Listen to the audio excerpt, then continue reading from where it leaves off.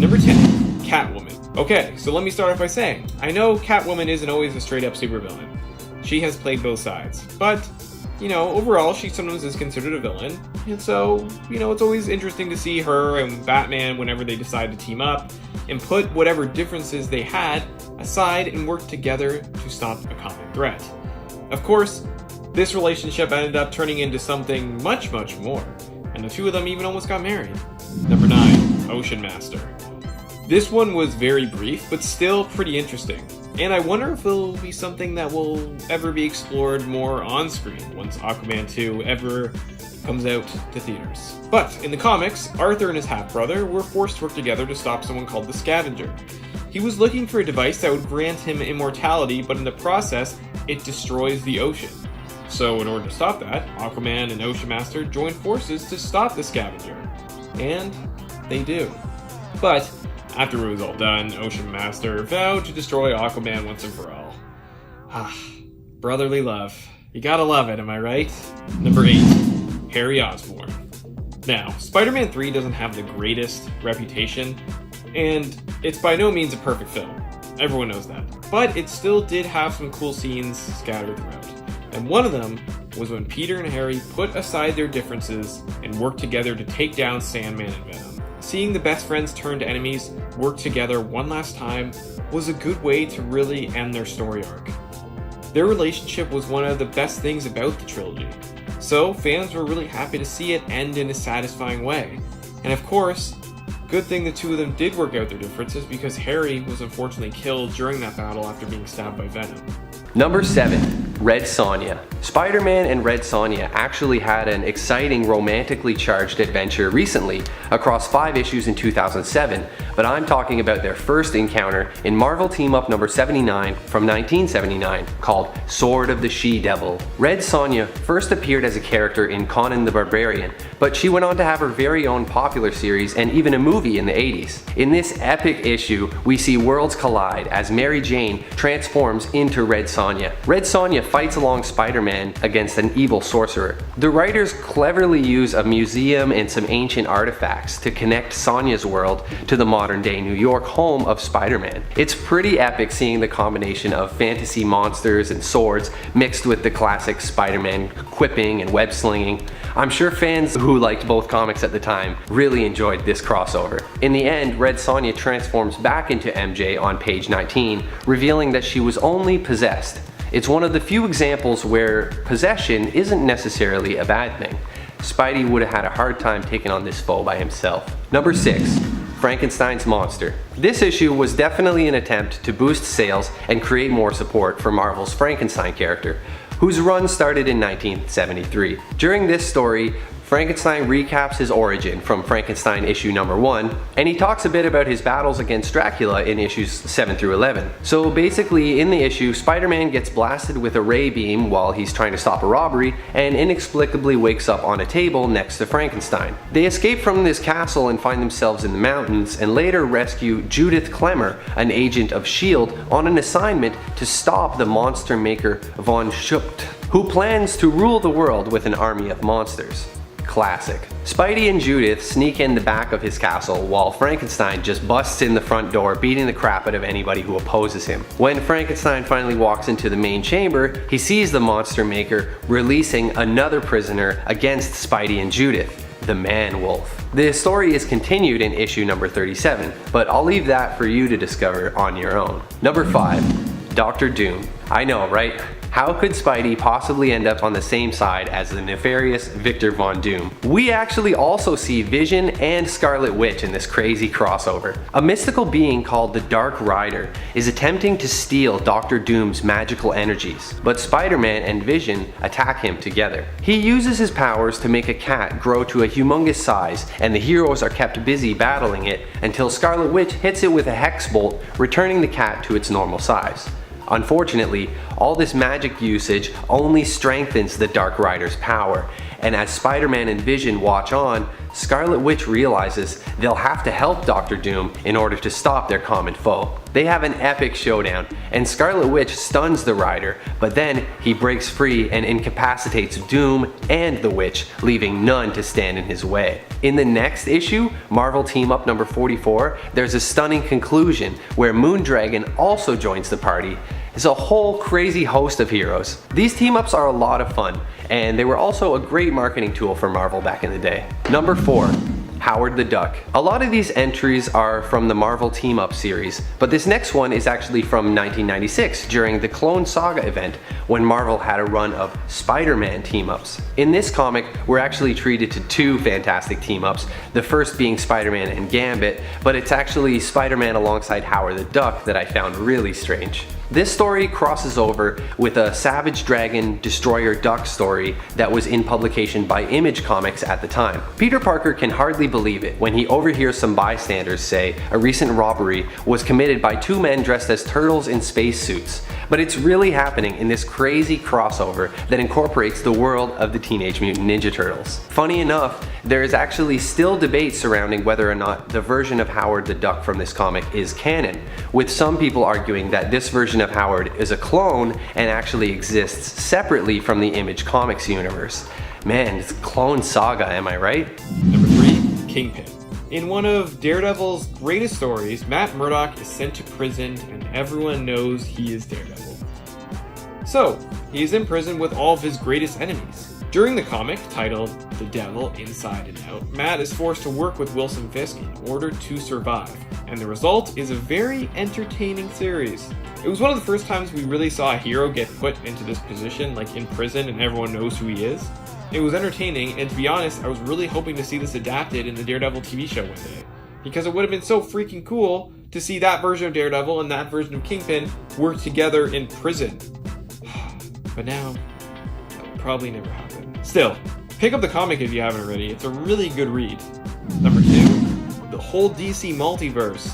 During the comic Crisis on Infinite Earths, basically every hero and villain were forced to work together in order to save the multiverse and stop the Anti-Monitor. Because, I mean, they didn't really have much of a choice, because there wouldn't really be a world for them to save or destroy, so they were forced to work together. It was a once-in-a-lifetime event, and it was really cool to see. Number 1, Deathstroke.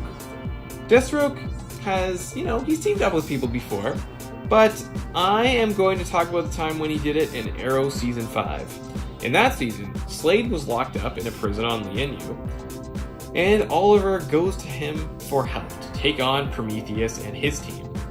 It was a truly epic moment, because a lot of fans never thought we would ever see Slade return to the show because of the restrictions DC puts on it.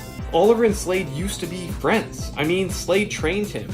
But then Shadow died and Slade went crazy with Mirakuru, so their relationship took a turn. But it was so cool to see them reunite and team up together again on the same island where they first met and trained together. It felt like everything came full circle. The Arrow Season 5 finale is seriously one of the best episodes the show has ever done. And seeing Oliver and Slade team up made it even better. I still just get chills thinking about it.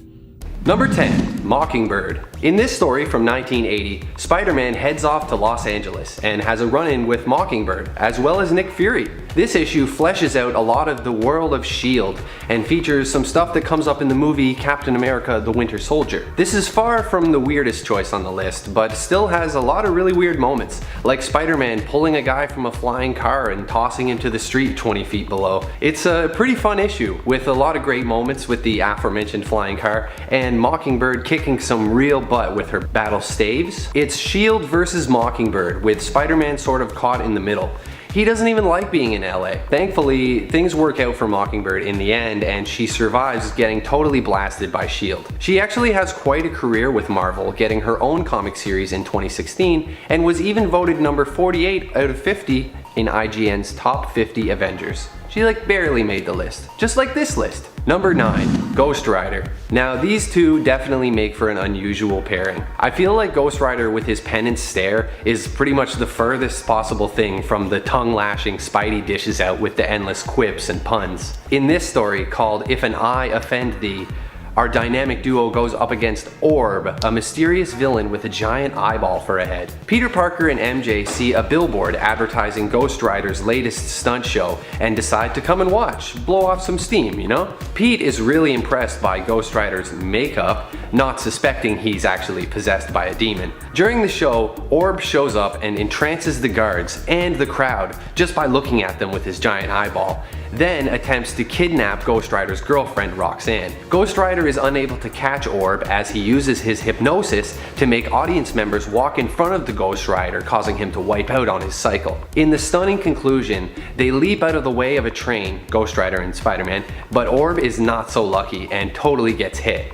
However, when they search the scene afterwards, they fail to locate Orb's body. Finally, Spider-Man swings off into the night, a bit disturbed by Ghost Rider's comment that he's not wearing a mask or makeup. Number 8.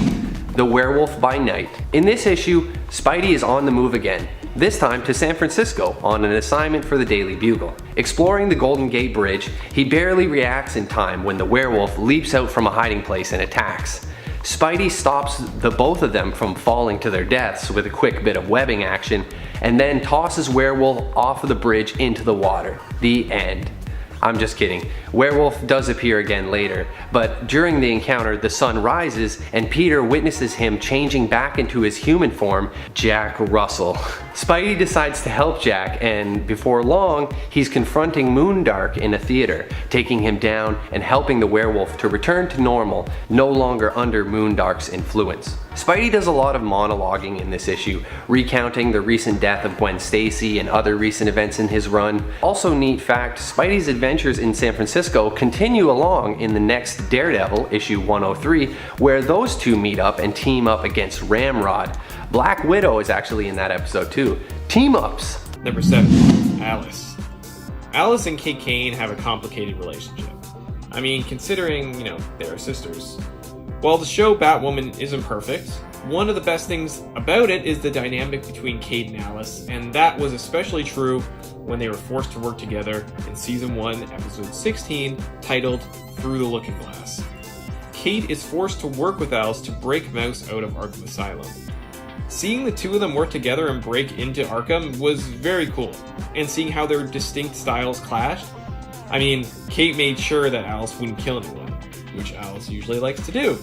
Of course, it ends with Kate double-crossing her, but hey, it was still cool to see it while it lasted, and that dynamic is something fans are really gonna miss since Kate is no longer going to be in the show in Season 2. Number 6.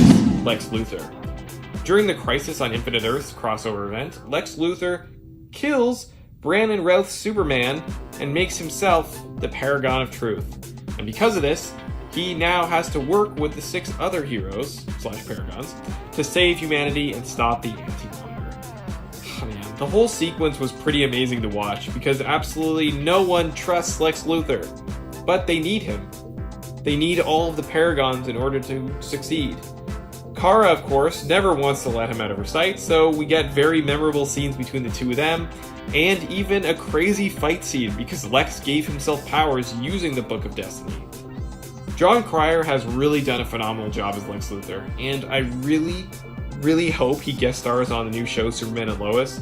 I mean, we need to see him and Tyler Hoechlin's Superman interact and take on each other. It would be so cool to see. We've had hints of it during Supergirl, but we've never actually seen them together, so I'm really excited for that possibility. Number 5. Magneto.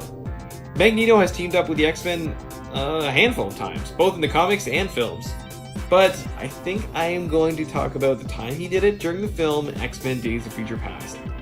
It was so cool. Seeing all the X-Men in the future working together to fight off the Sentinels, and during this, we see Magneto and the X-Men have put aside their differences and started to work together in order to combat this new threat. Seeing Ian McKellen, Patrick Stewart, Hugh Jackman, Halle Berry, and all of the original cast share the screen together again was just an added bonus. And watching Magneto protect Charles and Logan from the Sentinels was awesome. I mean, he sacrificed himself. I mean, it's kind of crazy, especially when you consider how they were the last time we saw them in X-Men The Last Stand. And just all the times they fought during the trilogy, But it was really cool to see how far they came as characters. Number 4, Loki. Loki. I love when he teams up with Thor. Now, this has happened a few times during Thor, Thor the Dark World, and Thor Ragnarok.